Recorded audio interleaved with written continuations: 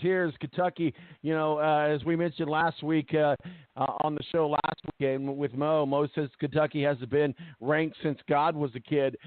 So Kentucky Wildcats against Tennessee Volunteers. Tennessee not used to being in this position that they're in this year. So I think it's going to be a relatively easy task for the Wildcats. But what are your thoughts on Kentucky at Tennessee? Tennessee's been a lost soul for the last 3 years. I think you could even push it even further back to when Phil Fulmer was ousted. This is not the same Tennessee team that was challenging for national championships in the BCS era. Kentucky's look good, but their offense, I think, really needs to pick up the pace. I think the pressure needs to come to Terry Wilson to have the big game, be able to get out of trouble, make those key passes to where it's not necessarily all about Benny Snell at running back. I think you saw last week against Georgia. Georgia put 8-9 in the box trying to force Snell to beat him. He couldn't beat him on his own. Terry Wilson had his problems throwing the football. I think right now Terry Wilson can't get the job done. You never know. Maybe Kentucky looks and sees maybe give another player a shot at that quarterback spot because they need to find a way to get their passing game involved because they just although granted, Benny Snell is one of the best players in college football right now, Tom. He can't win a game on his own. We'll talk about Alabama and Mississippi State just because it's Alabama. They're ranked number one. They play today. It would be a huge, major earthquake if Mississippi State found a way to beat Alabama. Don't see it happening, but talk with us a little bit about Mississippi State at Alabama today.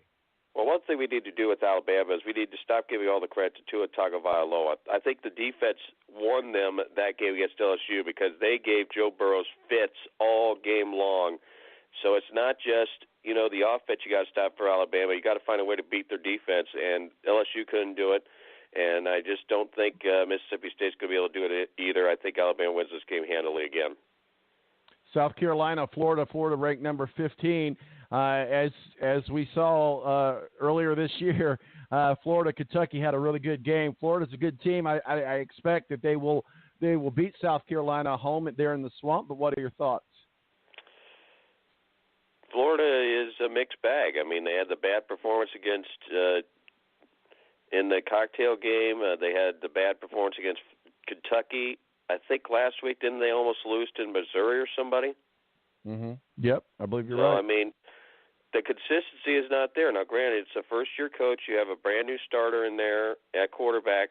But when you don't have a time to learn things, you got to be able to get the job done right away. And right now, it's not happening for Florida.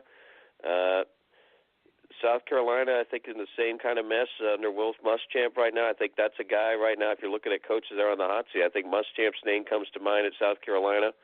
But ultimately, I think Florida finds a way to win this game, but it will be a tight battle between them and the Gamecocks. Well, you talk about another tight battle. Really, it's just going to be a rivalry battle, and it doesn't really matter where the rankings are in this particular game. And when we look at Oklahoma and Oklahoma State at number 6, Oklahoma, yes, Oklahoma is ranked number 6. But at the end of the day, it's an all-out bloodbath between these two teams today at Oklahoma State. If either of these teams, and I keep rapping on this, Tom, you know it darn well, if either of these Big 12 teams would learn to play a little defense, I think we'd have a clear winner in this game. I mean, this game could go in the 40s and 50s. I think it's going to be a shootout the whole way. But if one defense gets the clue that if they could pull a stop, they can win the game for them, I think that will be the first team to win. So I think this game is definitely a toss-up. We got another Big Ten matchup, one that really doesn't matter for much of anything unless there happens to be an upset. Don't see it in the cards here for Rutgers at all. Rutgers does host Michigan. Jim Harbaugh and the Wolverines come in. They take care of business. They just keep checking boxes. Certainly, they're doing a lot better than what I gave them credit for, so I'll take ownership for that at the beginning of the year. Certainly, I no longer think that Jim Harbaugh would be on the hot seat. That conversation has sailed. But at the same time, Michigan Wolverines still have lots of – I don't see them get to a national championship. I don't see them getting into the playoffs. But certainly, they've got to keep checking these boxes off. They need what you call the statement victories. They need to put up a lot of points against Rutgers. Because I think right now the committee has made it clear they want two SEC teams in the top four. So if Michigan does not win handily in these games or in the Big Ten championship, I have reason to believe that they will jump Georgia ahead of Michigan, even if Georgia were to come apart against Alabama in the SEC championship game. I think right now that is the scenario. So you talk about being able to win convincingly and blowing teams out. That's Michigan's job today against Rutgers, no doubt about it. If it's close, they give the committee reason to put them down and put Georgia up to number 4. Well, that was a bit my next game. We go to number 24 Auburn at Georgia. Let's say they both win. What happens?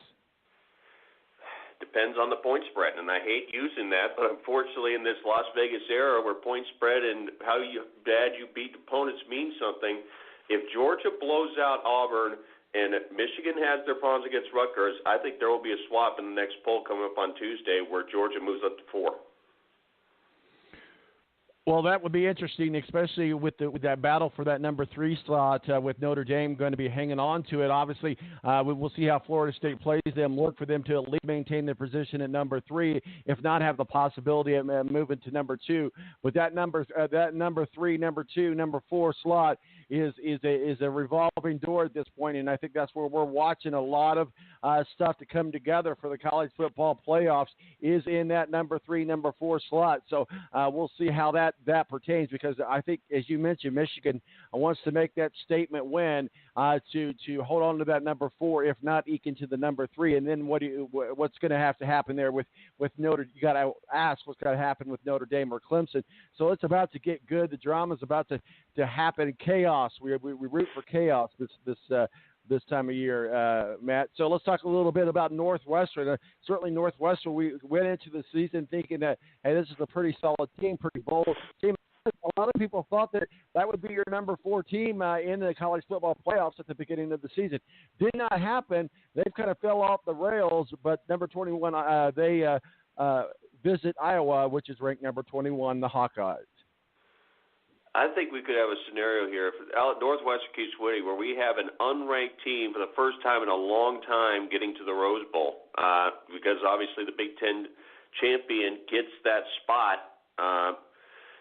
I'd be very surprised if that were to happen, but it's almost fitting, because, I mean, beyond the top couple teams in, say, the Pac-12 and the Big Ten, beyond that, there's a lot of mediocrity, and you've seen it. I mean, Northwestern really, if not for the block punt, Northwestern really was never in it against Notre Dame last week, where they were in a position to threaten them. And I think you look at Iowa, who's coming off a very poor performance against Purdue last week. This, again, is another toss-up game. But I think if you talk about teams that need this game, I'd say right now for bowl positioning and to remain relevant, maybe an outside chance to get into one of those New Year's 6 games. Iowa, I think, badly needs this game today. Well, I think you're absolutely right. We'll have to see what happens. The other Iowa team ranked number 22, ironically, 21 and 22. Both slots go to an Iowa team. Iowa State hosting Baylor Bears. Not a lot to talk about, not a lot to see here, but yeah, yet again, we're still talking about a team that wants to be relevant in the bowl games this year. So Baylor at Iowa State. If Iowa State wants to stay as a relevant threat in the Big 12 as they are going to be, these are the type of games they've got to win handily. But I think Baylor, with nothing to lose, could give them a run. But Iowa State, I think, finds a way to get this game, but not in the convincing style that I think people would prefer that they would win it. Well, I'll tell you one thing. Nothing's more dangerous than a team with nothing to lose that can play spoiler. That's for sure. Florida State's in that same realm against Notre Dame, don't forget. Absolutely. Well, and then we've got Washington State at Colorado. And this matchup is intriguing because we are talking about teams that want to remain relevant. And it seems like Washington State just doesn't get the love they need. But number 8, Washington State at Colorado. Talk about teams that have blown up the last few weeks. Colorado came in 5-0. They were absolutely throttled against Washington, and they haven't won a game since. And I don't think they're going to be much of a threat to Washington State, even though Washington State did show a few chinks in the armor against Cal Berkeley last week. They were able to get the victory. Colorado is not the team right now. This is a team that looks lost in action right now, in the point of no return. And I think at this point, Washington State, if they have their wits about them, they should easily win this game without much difficulty. Another team I've been enjoying watching this year is West Virginia Mountaineers. TCU visits the Mountaineers there in West Virginia. West Virginia is a solid, strong team. A lot of people might say that they deserve to be ranked a little bit higher than number 9. But nonetheless, been a fun team to watch. TCU, again, not quite doing what we thought they were going to do at the beginning of the season.